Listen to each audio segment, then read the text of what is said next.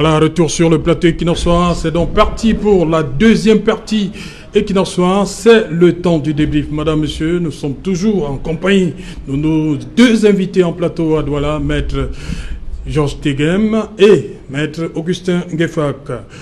Et bon, je commence par vous, maître Ngefak. Comment vous avez accueilli cette première mesure sur les 19 tombés jeudi dernier? Ce qu'on appelle vulgairement le déconfinement. Parce qu'il faut mettre ça entre guillemets. On ne peut pas parler de déconfinement alors qu'il n'y a pas eu confinement. J'ai cru que c'était un canular, oui. Parce qu'au Cameroun, il n'y a que les réseaux sociaux pour nous informer. Les personnes en charge de la communication brillent plus par les injures, les comparaisons de virgules, que l'information qu'on attend. J'ai d'abord vu un communiqué qui n'était pas signé. J'ai dit encore de la manipulation.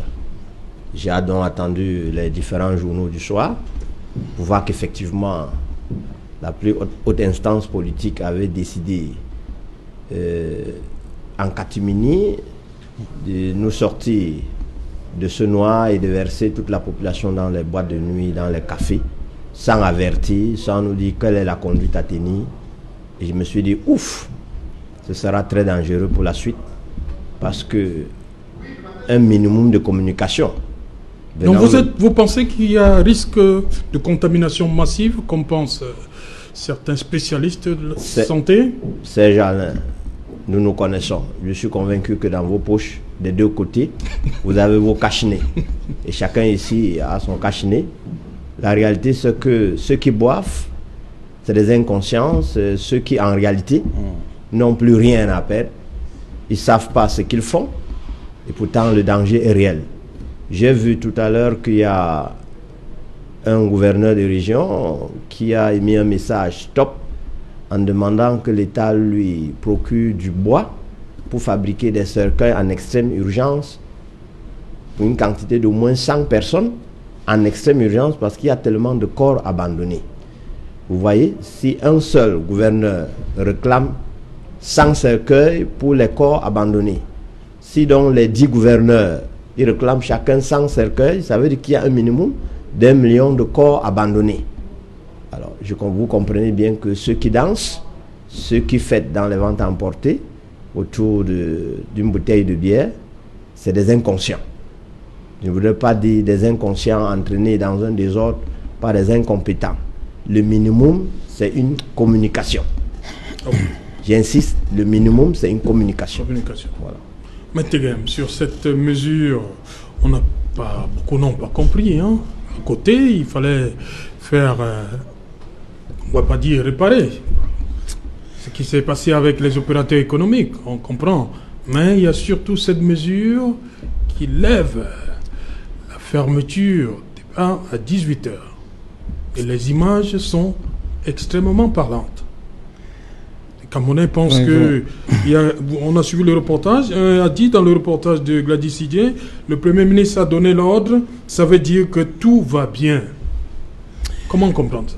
C'est-à-dire que, à la différence de mon confrère, vous savez, je n'aime pas participer à cette opération d'infantilisation des Camerounais. Les Camerounais sont des gens sérieux, responsables, travailleurs. Les Camerounais sont des gens dotés d'un sens élevé. Les Camerounais sont éduqués. Les Camerounais ont tout ce qu'il faut. Les Camerounais sont des gens civilisés, des gens consciencieux, travailleurs, courageux. Donc, moi, je ne veux pas participer à cette infantilisation. Lorsqu'il y a eu la pandémie, le gouvernement a commencé par une phase d'information et d'éducation. Ah, il y a eu, elle n'est plus là?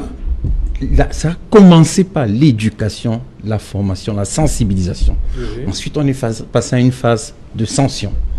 Maintenant que toutes ces phases sont épuisées, maintenant, c'est la responsabilisation. Et si vous lisez le communiqué, contrairement à mon confrère qui dit qu'on n'a pas communiqué, vous verrez que parmi les mesures édictées, il y a toujours le port du masque, il y a toujours les anciennes mesures qui sont maintenues, et à ces mesures, on a additionné certaines autres. C'est-à-dire qu'on est passé à une phase de la responsabilisation des Camerounais. Et je voudrais préciser que le port du masque reste sanctionné. C'est-à-dire que le défaut du port du masque reste sanctionné. Donc, je ne comprends pas pourquoi c'est si difficile difficile à faire passer un message aussi simple qui peut être Maître, compris de tout le monde. Maître, une minute, permettez. Vous dites que le port du masque, l'absence du port du masque est sanctionné. Toujours. Qu'est-ce qui s'est donc passé? Ça veut dire que les forces de l'ordre n'ont pas fait le tour des coins, ces débits de boissons depuis jeudi? Parce que s'il fallait vraiment sanctionner, ça devait faire beaucoup dans les caisses de l'État. Ah, Depuis jeudi. vous n'en savez strictement rien. Je peux vous dire que Ah, ça... vous avez vu des policiers Ah sanctionner si, j'en ai vu. dans des débits de boissons? Ah si, j'en ai vu. Renseignez-vous bien. Vous allez rencontrer un propriétaire de débit de boisson qui va vous dire, et ça avait beaucoup de Que sa courage, clientèle a été sanctionnée parce qu'elle n'avait pas de masque. qu'effectivement, et il le dit avec beaucoup de courage, en vous regardant froidement dans les yeux, il dit, vous qui soutenez le régime, voilà, les policiers sont venus la nuit, vous dites qu'on a laissé, ils sont venus la nuit ici nous racketter, disent-ils, sans savoir que la police est complètement dans son rôle. Raqueter qui? Le propriétaire Le propriétaire et Ok. les clients qui étaient sans masque. Il vous le dit, sans savoir que la police est complètement dans son rôle. Non, c'est Jalin, moi j'ai toujours dit. Non, mais si- est-ce que... Non, on veut comprendre. Hein. Restons Mais à- c'est- les c'est- mots. c'est ça, c'est ça. Les mots insens, maître. Vous C'est dites bien ce que je dis. raqueter. Oui. Raqueter. ça veut C'est dire que- lui qui le dit. Oui. Le propriétaire du bar qui me saisit. Me dit, toi qui soutiens le système, voilà, vous avez demandé de confinement, vous avez dit que les gens doivent boire. Maintenant, on ouvre le bar, les gens sont en train de boire, la police vient ici nous racketter. C'est ce qu'ils disent. C'est qui est un vocabulaire inapproprié. C'est bien ce que je dénonce. C'est-à-dire que c'est lui qui est en faute, mais il réussit quand même l'exploit de vous saisir et vous dit il est venu la nuit faire ceci et cela. Donc, moi je pense, Serge Alain, il faut que l'on soit sérieux. Et pour que l'on soit sérieux, il faut que tout le monde accompagne. Je pense à vous, les journalistes. Je pense aux avocats, notamment mon confrère. Je pense au corps des métiers. Si nous ne faisons pas suffisamment pour sensibiliser, pour former, si nous n'accomplissons pas chacun à son niveau une œuvre d'accompagnement du gouvernement, si chacun ne participe pas à l'effort d'éducation, si chacun ne participe pas à l'effort d'assistance et de partage d'expérience, ces mesures seront difficilement applicables. J'ajoute pour être tout à fait complet sur ce sujet que le Cameroun n'est pas le seul pays à avoir pris une telle décision. Ça s'est pris au Danemark, en Allemagne, en Italie et un certain nombre de pays. Au Nigeria même, la ville de Lagos. Donc, il faut bien comprendre que la volonté du gouvernement, c'est de passer à la phase de responsabilisation. Et bien entendu, ce sont des mesures qui ont un caractère je crois provisoire, je crois c'est-à-dire révocable. Maître, À tout moment, le Maître, gouvernement Nation- peut prendre une autre mesure. Les nations que vous évoquez là ont fait ce qu'on appelle le confinement. Oui, dans certaines villes. Oui, oui, Oui, comme le mais- cas du Nigeria. Tout à fait. Mais au Cameroun, Pourquoi on choisit de copier certaines choses et pas d'autres? écoutez, Au Cameroun. c'est un choix du gouvernement, c'est un choix de politique nationale. Oui. Maintenant, lorsque je prends ces pays en exemple, c'est pour indiquer que nous ne sommes pas les seuls à avoir pris une telle décision. Oui. C'est une décision qui a été prise ailleurs On nous a et souvent qui a dit- été bien exécutée ailleurs. Oui. Même chez nous, elle peut être bien exécutée quand elle est suivie par la police. Il n'est pas exclu que lors des reportages que vous avez présentés tout à l'heure, que la nuit, la Oui. police soit venue dans ces snacks. Parce que je vous dis, j'ai été approché. Et je sais de quoi je parle, c'est parce que je ne peux pas donner des noms, mais je vous le dis, j'ai été approché. Et les gens, effectivement, ont reçu la visite de la police. Parce que la police veille à ce que les personnes qui sont dans ces snacks soient nanties d'un masque. Il s'assure que le tenancier du snack est vérifié au préalable que chacun soit pourvu d'un masque de protection. Donc, c'est une phase de responsabilisation sous le contrôle, bien entendu, des autorités, c'est-à-dire des autorités policières qui sont en charge des questions de police administrative. Et en cas de nécessité, la police judiciaire fera son travail. Non, maître, restons sur la deuxième mesure. Sur les 19, on demande, vous avez vu, depuis jeudi, dans la nuit, les taxis qui ont recommencé à prendre 5 personnes. Où est la distanciation Non, édictée par le ministre Ernest Massenangale Bébé au début de cette... quand vous voyez 2 personnes assises devant, 3 derrière, ouais. dans un taxi, Oui, malgré effectivement. le port du masque. Effectivement. Vous savez, la communication sur le Covid-19 évolue tous les jours. Et tout à l'heure, au cours d'un reportage, j'ai même suivi le médecin, le spécialiste de santé, je pense, Oui, qui, a oui, docteur Tapa. qui a indiqué qu'au début, on pensait qu'il suffisait d'être dans une pièce avec quelqu'un qui soit infecté pour être infecté, même si on a le masque. Oui. Aujourd'hui, on se rend compte que lorsqu'on est pourvu d'un masque, on peut me mettre à proximité de quelqu'un qui est infecté Non, ça c'est sans contacter la maladie. Charles Monge Mouyeme. Ouais, je crois que j'ai entendu quelqu'un le dire. Oui. Donc c'est pour vous Charles dire Monge que Mouyeme dans le reportage. au fur et à mesure, c'est une pandémie parce que nous nous comportons toujours comme si la pandémie était absolument connue du gouvernement de la République. Le gouvernement de la République, comme tous les autres pays, dans le traitement ou alors dans la prise des décisions concernant l'évolution de la pandémie, se refaire à ce que les autres font chez eux, c'est-à-dire qu'on prend des mesures, on les implémente, on apprécie et tout le temps on évolue, on change en fonction des circonstances. Donc moi je pense que pour l'instant, ce que le gouvernement a pensé pouvoir faire pour répondre d'ailleurs à la demande qui était exprimée par les exploitants des taxis ou alors des propriétaires des véhicules de transport public, a dit, voilà, le président de la République, je suis à votre écoute, voilà la mesure que je peux prendre pour aller dans le bon sens. Et j'ajoute que ce n'est pas l'unique mesure. Il faut aussi ajouter qu'ils ont été délestés de ce qu'on appelle l'impôt libératoire pour le deuxième trimestre. Il est également de la taxe de stationnement. Ce sont des mesures positives qui vont dans le bon sens et dans la bonne direction, eu égard à ce que le FMI a fait observer en disant que l'économie camerounaise était dans une phase très difficile en ce moment.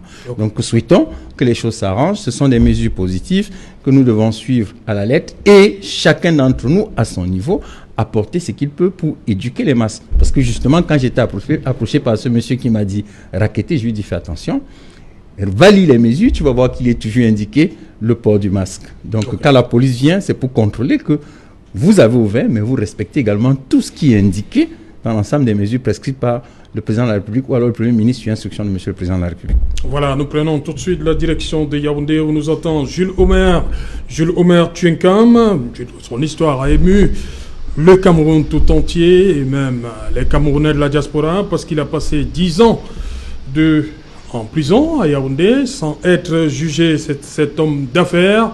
Il est là, vous le voyez à l'écran. Bonsoir Jules Omer. Oui, bonsoir, c'est Jalon. Voilà, Jules Omer Tchenkam, vous n'avez pas participé à la première partie du débat.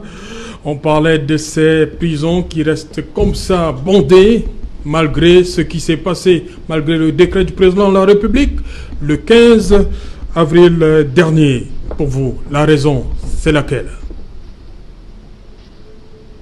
Oui, bonsoir déjà à tous vos panélistes. Je tiens à vous dire que aujourd'hui,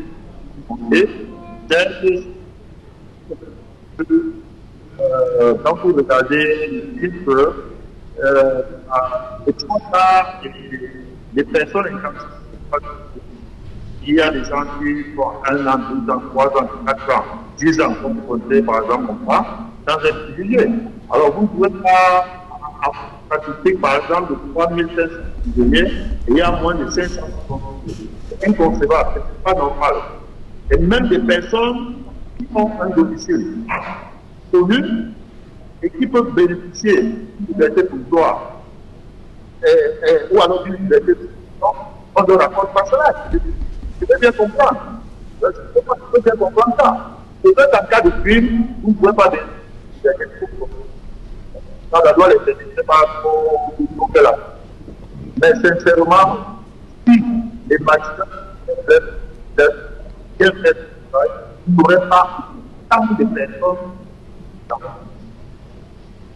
Vous voyez, dernièrement, le président de la République a fait le secret. Mais allez voir combien ont été libérés. Même ceux qui sont depuis et qui ont été libérés, ils sont prêts à être libérés parce que, en réalité, lorsque nous regardons les chiffres, beaucoup plus les prévenus qui sont majoritaires. Et ce n'est pas normal. Il est inconcevable que dans une prison, d'ailleurs, qui est prévu pour recevoir 800 pensionnaires, vous vous retrouvez à 5 000. Moi, j'ai connu le chiffre de 5 000 pour la prison centrale de Yaoundé. Et dans les 5 000, on vous dit que moins de 1 000 sont jugés. Définitivement, ce qui n'est pas normal. Je vous dis, pour qu'il n'y ait plus de surpopulation carcérale, les magistrats doivent tout pouvoir faire leur travail. Ils ont un ministre de tutelle qui dernièrement a demandé aux magistrats, aux chefs de cour et autres de faire des propositions. Où en est-on avec ces propositions? Rien n'a évolué. Regardez nos prisons. Nos prisons sont des chambres, excusez-moi le terme, mais nos prisons sont des chambres à gare. Lorsque vous avez la chance d'habiter dans une prison comme pour des milliers, la prison centrale est sortie de là devant votre remercier Dieu. Moi, j'ai vu des gens mourir pour un bien comme ça. Pour un bien, ça dit que pour un mal de ventre, pour un mal de tête, on vous dit que c'est a perdu sa vie. C'est pas sérieux. Je ne sais pas, moi je n'ai jamais compris. La loi, vous avez, je crois, un avocat ou deux avocats sur le plateau. Deux. On parle de 18 mois en cas de crime. Et en cas de délit, on parle de 6 mois renouvelables une fois, ça dit 12 mois. D'où vient-il que les gens se retrouvent à 1 an, 2 ans, 3 ans, 4 ans, 5 ans, 10 ans sans être jugés? Et lorsque vous saisissez par exemple la BS Corpus, on vous dira que non, vous passez déjà devant là-bas. Moi j'ai eu la chance de poser la question à un magistrat de savoir quel pouvoir le magistrat avait pour renvoyer autant les affaires sans juger. Il m'a carrément dit que le magistrat renvoie autant qu'il veut. Moi je suis allé à plus de 33 fois. Et il me l'avait dit. Il m'avait dit qu'un magistrat peut renvoyer autant qu'il veut quand vous êtes devant la barre. Ce n'est pas sérieux. Pourtant, la loi parle de 18 mois. Ça veut dire qu'à 18 mois, vous devriez être définitivement jugé.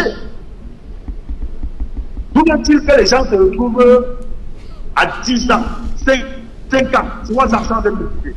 Pourquoi? Et parfois, c'est des gens qui ont domicile libre, qui n'ont même pas commis un crime. Et la loi prévoit bien sûr, sauf en cas de crime. Mais lorsque vous avez commis un délit et que vous avez un domicile connu, vous devez être jugé. Je vous rappelle que dans la prison centrale de Koningui, c'est je crois 5 mètres sur 5 ou 5 mètres sur 4. Je vous assure que vous vous retrouvez dans ces petites chambrettes à 70, je dis bien 70 personnes. Et les uns dorment sur les dos. Et la majorité dort au sol. Si vous vous levez, juste pour aller uriner, quand vous revenez, vous ne pouvez même plus retrouver votre place parce que le vide que vous allez laisser se reprenne. Et c'est pour ça qu'on veut le temps, on abuse sexuellement des autres. Et ce qui est même choquant, c'est que ceux qui commettent ces crimes de viol et autres ne sont même pas poursuivis. Pourtant, à moins de 200 mètres de la prison de Koningui, il y a une brigade de gendarmerie. Je ne sais pas pourquoi ils ne sont pas poursuivis. Je me rappelle à l'époque avoir fait une lettre anonyme pour dire au récit qu'il est facile. Je ne peux pas comprendre comment on arrête un détenu avec un joueur de chambre indien. On appelle la gendarmerie pour l'entendre, mais on arrête l'autre en train de sodomiser un enfant ou un détenu, un prisonnier, parfois condamné à mort, condamné à vie ou bien à une grosse peine, 20 ans, 30 ans, se trouve en train de sodomiser un autre enfant parce que lui il estime qu'il n'aura plus jamais de liberté. Et on ne peut pas l'amener dans une brigade pour le faire entendre et le juger pour ces crimes-là. Mais si on vous prend, pour ceux qui se droguent là-bas, si on vous prend avec un joueur de chambre indien, on appelle la gendarmerie pour vous faire entendre. Moi, je veux bien comprendre. Pas garder les gens pendant des années, 1 an, 2 ans, 3 ans, 4 ans, 10 ans, sans vous juger pourquoi. Je veux bien comprendre. Et j'entendais autour de moi dire, ah, Jules le maire, tu sais, nous sommes le champ de ces magistrats. Quand ils nous mettent ici, ils attendent juste qu'on aille leur donner de l'argent. Non. En prison, ce n'est pas tout le monde qui a de l'argent pour leur donner un magistrat pour être jugé. Qu'ils fassent leur travail, ils sont payés pour ça. Excuse-moi de dire ça, mais je suis très choqué. Ils sont payés pour ça. Ils doivent juger, ils sont là pour juger les gens. Si, en leur âme et conscience, si vous savez combien de livres vous condamnent, vous avez les voies de recours. Si vous n'avez rien fait pour la prison, ils vous libèrent. Un renvoie autant qu'il le veut. C'est comme ça que ça se passe, Maître Tegem, qui veut prendre la parole? Ben Gafa? Oui. Lui, son dossier, ce n'est pas... 10 ans. Non, ce n'est pas un cas original. Oui. Il doit connaître le nombre d'exceptions qu'il a soulevées, le temps que ça a pris pour connaître la décision. En tout cas, les lenteurs judiciaires, on les décrit pas depuis hier. Ça date. Il y a tellement de circulaires des différents ministres de justice, le président de la République, qui demandent aux magistrats d'accélérer les choses. Si on était au TCS, il évoquerait naturellement la loi qui oblige le juge du fond de statuer dans un certain délai. Mais de droit commun, il n'y a pas un délai arrêté, on demande seulement au magistrat d'agir. Sa conscience. C'est aussi simple que ça. Le magistrat du siège répond à la loi à sa conscience. Et il y a le principe de l'intime conviction. C'est lui, il répond à la loi, sa conscience. Enfin, en deux mots. Oui. C'est donc, il revient à lui, quand il a bonne conscience, de dire le droit. Donc, la justice est une institution ou alors un pouvoir indépendant. Personne ne peut lui faire pression. Il dit le droit. Et quand il veut. Voilà ce que la justice prévoit. Bien maintenant, la détention provisoire, la loi a enfermé dans les délais. La détention provisoire étant enfermée dans un délai, c'est à cette phase de la procédure qu'on peut contraindre le magistrat à dire le droit. Mais en général, ce qu'il faut faire, moi c'est ce que je pense, c'est saisir le juge de l'habeas corpus lorsqu'on constate qu'il y a un abus. Et en général, pour les détenus, la plupart des cas, la plupart des jours où j'arrive dans les salles d'audience, c'est que lorsque les détenus arrivent, on suspend toutes les autres affaires pour juger d'abord les affaires des personnes détenues. Oui. C'est ce que je note dans la plupart des salles d'audience. Bien maintenant, entre ce que je vis au quotidien et ce qu'on dit parfois sur les plateaux, j'avoue que je suis quelquefois surpris.